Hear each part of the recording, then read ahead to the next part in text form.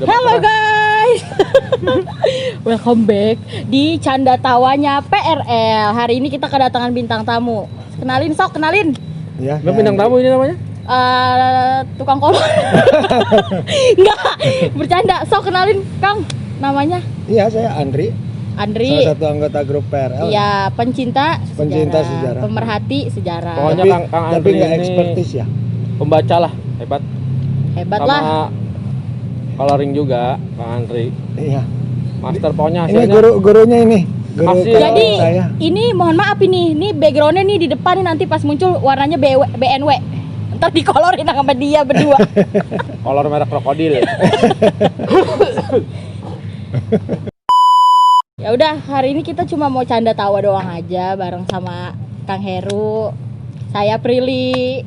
Itu ada Bu Wati. Belakang ada layar, Afi, suara dong ada heboh. Afi, ada Kang Anggi. Iya. Hari Kalau ini mau kita, masuk frame sini dulu atuh. ya tuh kalau mau Halo, masuk frame di sini di belakang ya, sini. timnya masuk. Kita Kan kita mau ngobrol santai. ngobrol-ngobrol santai aja Ngobrol. sambil makan ya nih. Ada bakso Bantung. Bakso Bantung apaan, Bro? Ya, lu yang ngomong. Hari ini kita lagi di mana? Di Museum Sasmitaloka. Sasmitaloka Jenderal Ahmad Yani ya. Di belakang rumahnya, rumah beliau. Pasti agak kenceng kalau ngomong. Oke, Gitu. rada kenceng. Sekalian saya teriak kali ya. Dan nih mau ngobrol sama Kang Andri nih. Ya. Boleh tanya ya? Mau ngobrol apaan? Ngobrol ya sambil ketawa-ketawa aja ngobrolnya. Itu kaki bisa dilipat emang? Bisa. Coba kayak gimana lipat? Coba. Nah. Biarin ntar gue diet lu. Gue lagi olahraga terus nih. Iya, lari muterin lapangan catur. Yoi.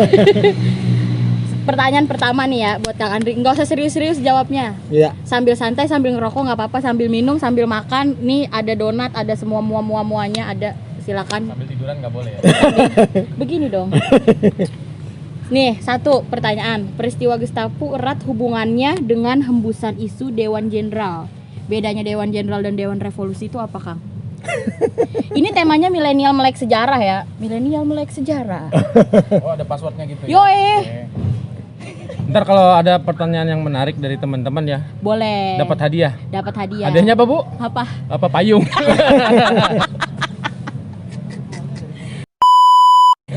Ayo, Kang Andri dijawab, Kang. Peristiwa Apa yang Gestapo. gimana Ini tentang tadi- Dewan Jenderal, perbedaan Dewan Jenderal dengan Dewan Jenderal dengan Dewan Revolusi. Dewan Jenderal dengan Dewan Revolusi. Ya Apa? kalau narik sejarah ya berdasar literasi yang pernah saya baca ya, tapi di ini aja nanti di apa namanya di Koreksi lagi. Suruh Google koreksi sendiri lagi. gitu. Suruh Google sendiri, mending baca Iya, sendiri. Iya. Ya kan Dewan Gimana, Jenderal itu kan sebenarnya kan cuman isu dari pihak yang tidak menyukai adanya konflik dua penguasa besar pada saat-saat menjelang Gestapo itu ya. Yaitu yang ditujukan untuk para petinggi angkatan darat, khususnya angkatan darat gitu loh. Sedangkan Dewan Revolusi itu yaitu itu sih apa namanya kontrak daripada si Dewan Jenderal itu yang di sini diwakilkan kepada PKI gitu. Artinya AD itu terpecah dua. Ada yang AD Ada itu maksudnya angkatan darat. angkatan darat ya, TNI angkatan darat yang pro untuk berdirinya selalu NKRI kan. Nah, kalau Dewan Revolusi itu yaitu kontranya itu sebagian kecil tentara yang mempunyai haluan dengan PKI itu sendiri gitu loh. Kan sudah terwakili sama siapa yang dalam sejarah disebut Latif ya. Iya. Untung satu lagi siapa Budi. Rekso Samudro itu. Oh iya. Tidak, lu jangan. Serius. Gak bisa. Nggak apa-apa. Terus Kang, mohon maaf ya Kang, emang gitu orang kodok loncat aja kita ketawa. Iya nggak apa-apa. Apa sih? Udah, ayo lanjut Kang. Astagfirullahaladzim. Iya Dewan Jenderal itu kan gitu yang katanya diisukan oleh siapa dengan adanya dokumen Grill apa? Blitz itu ya. Gilrich. Blitz Christ ya. Blitz Christ apa-apa lah. Blitz Christ dia kan dubes Inggris di Indonesia itu kan. Nah, tapi kalau ditarik lagi ya Tapi kabarnya dokumen itu hoax. hoax kan? Ya. Bener? Ada nggak itu? Kalau fisiknya kan memang dalam bukunya siapa ya? Aduh, saya lupa lihat Oh, hasilnya. nggak masalah kan. Ya pokoknya saya pernah baca itu. Makan dulu kastengel lah biar inget. Oh iya benar. Bahwa kalau apa Dake apa di Cornell paper itu ya. Itu disebutkan memang ada, tapi kan sebenarnya tidak resmi, unofficial, itu kan akal-akalan daripada seorang agen dari Ceko ya yang mengirimkan kepada Glitz itu kan sebagai kedubes bahwa sebagai duta besar Inggris. Nah, di mana di situ kan Inggris memang dengan sekutunya mempunyai kepentingan di Indonesia secara ekonomi kan gitu. Apa itu? Yaitu kalau kita runut ke belakang kan Indonesia, kenapa Soekarno itu kekeh kudu Nasakom ya, tapi kalau saya nggak ngelihat Kiri ya?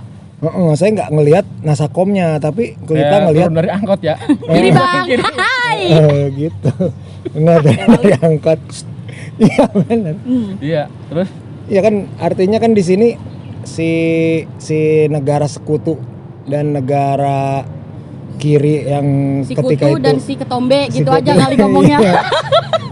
Si ketombe ini kan terkenal dengan komunisnya ya, komunis sosialis, yaitu yang besar waktu itu kan Cina dengan Uni Soviet ya. Kalau negara yang mempunyai haluan itu gitu loh. Nah, sedangkan sekutu ini kan dia kontra daripada perang dingin pada masa itu kan gitu. Kalau yang saya baca ya, maksudnya melihat isu peta politik pada zaman itu gitu. Nah, si Inggris ini tidak mau kehilangan, atau sekutu ini tidak mau kehilangan pamor untuk menguasai Asia Tenggara khususnya Indonesia dalam konflik ini, begitulah. Gitu. panjang juga ya. Panjang juga, padahal satu pertanyaannya singkat ya. Singkat ya, Itulah. Yang penting intinya benang merahnya ke situ. Hebatnya Iya. Bang Andri tuh ya sini. Di luar kepala ya. Coba lu ulangin omongan dia. Nggak tahu. Ya pokoknya Dewan Jenderal itu adalah isu yang dihembuskan oleh suatu propaganda bahwa TNI itu akan mengkudeta terhadap Pembesaran. pemerintahan yang sah yang dipimpin oleh Soekarno. Sedangkan Dewan Revolusi adalah para pembela Bung Karno. Begitu aja dah. Pendeknya kan gitu ya. Oke. Itu jawabannya tadi. Kalau yang kedua nih Kang. Nah, Menurut Kang Andri, Dewan Jenderal itu apakah beneran ada? ya itu udah dijawab tadi bahwa itu kan hanya sebuah propaganda Tapi- untuk Ini melegalkan kunci tetap nyambung ya. untuk melegalkan kejatuhan daripada ya pembangkang Pak Karno dengan ideologi Nasakomnya itu kan gitu. Makan dulu dong. Kang sambil ngerokok kan. Oh mohon atuh. Aduh, Kita jadi mah di isin. sini santai.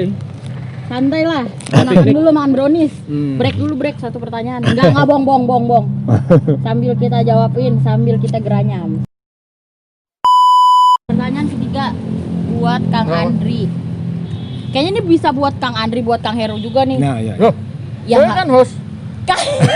ya lu nggak apa-apa mengutarakan, emang apa? Mengutarakan emang boleh. Bayaran double ya. Kalau mengselatan kan bisa. Nggak bisa. Banyak milenial yang sering penasaran apakah komunis sekeji yang digambarkan seperti yang selama ini beredar infonya, seperti tidak beragama atau tidak bertuhan. Benar begitu atau enggak? Atau gimana menurut sudut pandang Kang Andri dulu dah?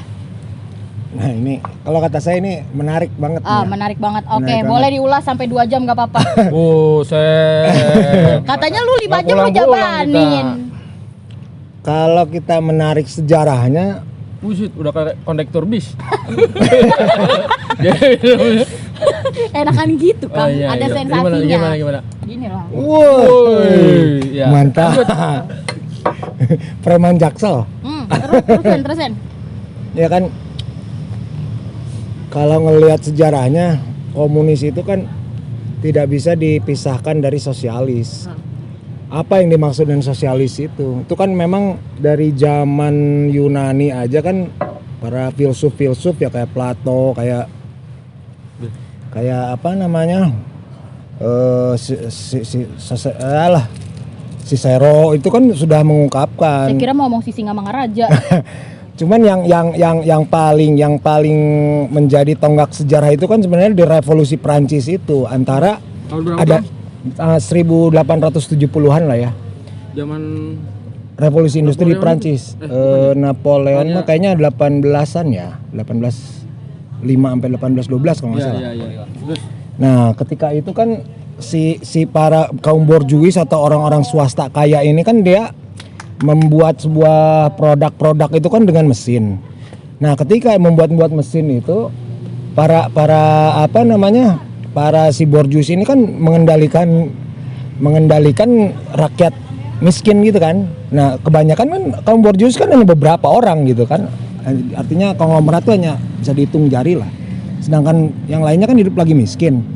Nah, ketika si orang-orang kaya ini mengeksploitasi orang-orang miskin, nah timbullah gerakan-gerakan gitu kan bahwa kita ini kok dieksploitasi kayak budak gitu, dibayar seadanya tapi kerjanya kan nggak Terus berhenti. ya.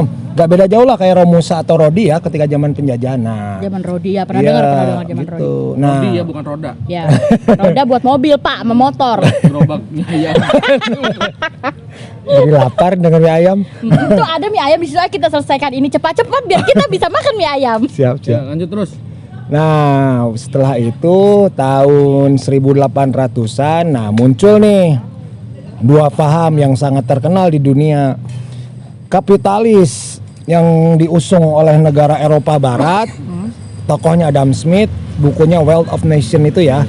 Artinya kan dengan modal sedikit-dikitnya tapi mendapatkan keuntungan sebanyak-banyaknya dengan menghalalkan segala cara. Nah, itu.